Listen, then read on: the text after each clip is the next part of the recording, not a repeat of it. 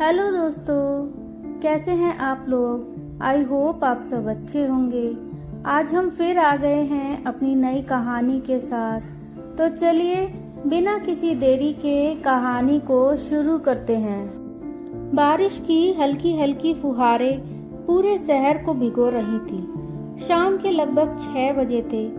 Railway station पर लोगों की भीड़ अपने अपने सफर में व्यस्त थी। कोई ट्रेन पकड़ने की जल्दी में था, कोई किसी अपने का इंतजार कर रहा था। इस भीड़ के बीच एक युवक प्लेटफॉर्म नंबर 3 की लोहे की बेंच पर चुपचाप बैठा था। उसका नाम आरव था। लगभग 30 साल का आरव एक सफल सॉफ्टवेयर इंजीनियर था। अच्छी नौकरी, अच्छा घर और समाज में सम्मान सब कुछ था उसके पास। लेकिन उसकी आंखों में एक अजीब सी उदासी हमेशा दिखाई देती थी, जैसे जिंदगी का सबसे कीमती हिस्सा कहीं पीछे छूट गया हो।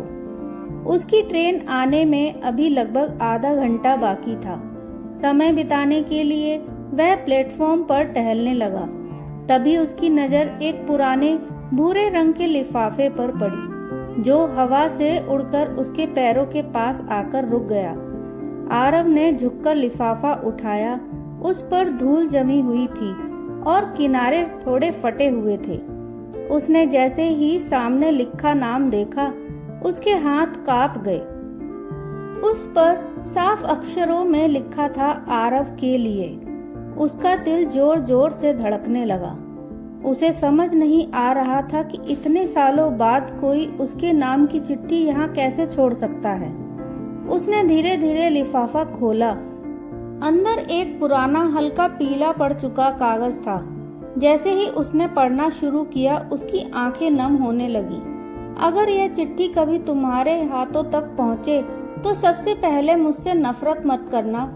मैंने कभी तुम्हें धोखा नहीं दिया। हालात ने मुझे तुमसे दूर कर दिया।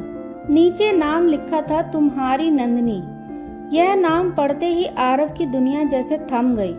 नंदनी वही लड़की जिसे उसने कॉलेज के दिनों में बेइंतहा प्यार किया था। वही लड़की जिसके बिना उसने पूरी जिंदगी अधूरी महसूस की थी। उसकी आंखों के सामने 8 साल पुरानी यादें एक एक करके तैरने लगी। 8 साल पहले जुलाई का महीना था। कॉलेज का पहला दिन। पूरा कैंपस नए छात्रों की चहल पहल से भरा हुआ था। हर कोई नए दोस्त की तलाश में था। कोई अपना क्लासरूम ढूंढ रहा था तो कोई कैंटीन का रास्ता पूछ रहा था। आरव पहली बार इतने बड़े शहर में आया था। वह एक छोटे से कस्बे से था। उसके पिता एक सरकारी स्कूल में शिक्षक थे और मां गृहिणी। परिवार ने अपनी बचत से उसे इस कॉलेज में दाखिला दिलाया था। लेकिन आरव के मन में एक ही सपना था, अच्छी पढ़ाई करके अपने माता पिता का नाम रोशन करना। क्लास शुरू होने में अभी 10 मिनट बाकी थे। आरव हाथ में किताबें लिए गलियारे से गुजर रहा था। तभी पीछे से किसी की तेज आवाज आई, सुनिए, जरा रुकिए। आरव ने पीछे मुड़कर देखा। सफेद सलवार सूट पहने एक लड़की भागती हुई उसकी तरफ आ रही थी। भागते भागते उसके हाथ से किताबें नीचे गिर गईं। आरव तुरंत झुककर किताबें उठाने लगा। थैंक यू, लड़की ने मुस्कुराते हुए कहा। कोई बात नहीं, आरव ने हल्की मुस्कान के साथ जवाब दिया। वैसे मेरा नाम नंदनी है, मैं नई हूँ। क्या आपको बीए की पहली क्लास का कमरा पता है? आरव हंस पड़ा। मैं भी पहली बार आया हूँ, मैं भी वही ढूंढ रहा हूँ। दोनों एक दूसरे को देखकर हंसने लगे। कुछ देर बाद दोनों ने मिलकर क्लासरूम ढूंढ लिया। संयोग से उनकी सीट भी एक दूसरे के पास थी।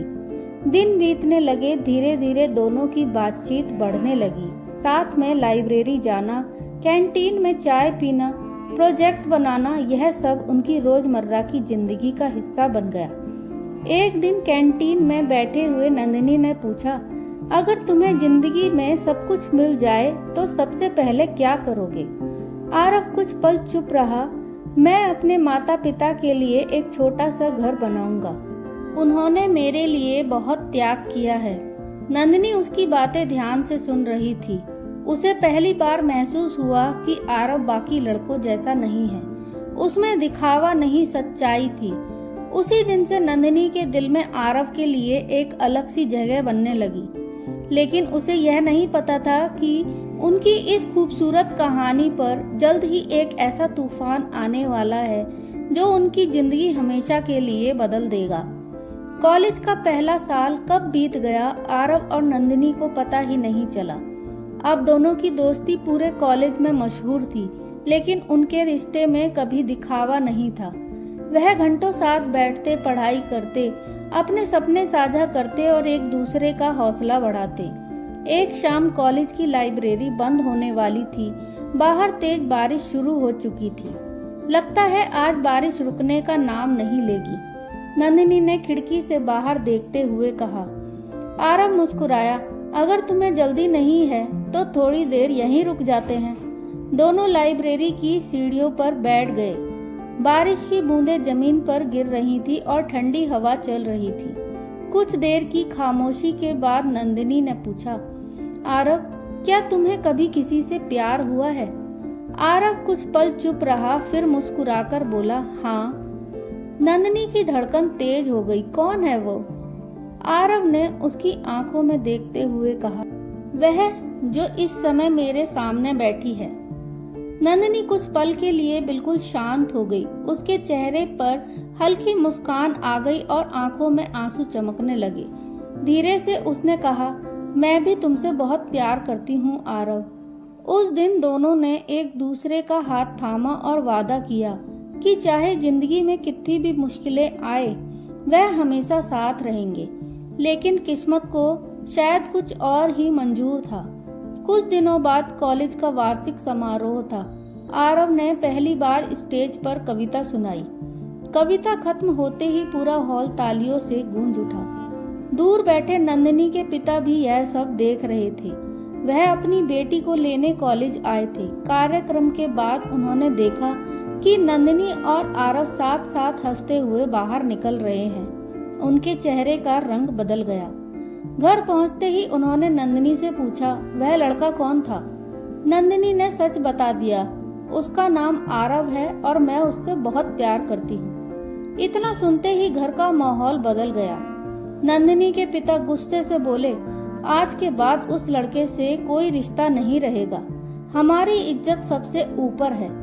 नंदिनी ने पहली बार अपने पिता के सामने हिम्मत करके कहा, पापा, आरव बहुत अच्छा इंसान है, वह एक दिन बहुत बड़ा आदमी बनेगा। लेकिन उसके पिता ने उसकी एक भी बात नहीं सुनी। उन्होंने उस रात नंदिनी का मोबाइल अपने पास रख लिया और कॉलेज जाने पर भी रोक लगा दी। इधर आरव लगातार फोन करता रहा। हर बार सिर्फ एक ही आवाज सुनाई देती, जिस नंबर पर आप कॉल कर रहे हैं वह इस समय स्विच ऑफ है। आरव को समझ नहीं आ रहा था कि आखिर नंदिनी अचानक बिना कुछ बताए कहाँ गायब हो गई। उसके मन में डर, बेचैनी और हजारों सवाल थे। आरव पूरी रात सो नहीं पाया। सुबह होते ही वह सीधे नंदिनी के घर पहुंचा। उसने दरवाजे की घंटी बजाई। दरवाजा नंदिनी के पिता ने खोला। कौन हो तुम? अंकल, मेरा नाम आरव है, मुझे नंदिनी से मिलना है, बस 5 मिनट। उनके चेहरे पर गुस्सा साफ दिखाई दे रहा था। जिस लड़की का नाम ले रहे हो उसकी जिंदगी से तुम बहुत पहले जा चुके हो। अब यहाँ दोबारा कभी मत आना। इतना कहकर उन्होंने दरवाजा जोर से बंद कर दिया। आरव कई मिनटों तक वहीं खड़ा रहा। उसे विश्वास ही नहीं हो रहा था कि नंदिनी उससे मिले बिना कैसे रह सकती है। उसने अगले कई दिनों तक कॉलेज, लाइब्रेरी, कैंटीन और उन सभी जगह पर जाकर नंदिनी को ढूंढा जहां वे साथ जाया करते थे, लेकिन हर जगह उसे सिर्फ यादें मिली। उधर नंदिनी अपने कमरे में बंद थी। उसके पास न मोबाइल था, न बाहर जाने की इजाजत। हर रात वह आरव को एक चिट्ठी लिखती थी, लेकिन उसे भेज नहीं पाती थी। एक रात उसने अपनी सबसे अच्छी दोस्त सिया को बुलाया। सिया, अगर कभी आरव मिले तो यह चिट्ठियां उसे दे देना। उसे बता देना कि मैंने उसे कभी नहीं छोड़ा।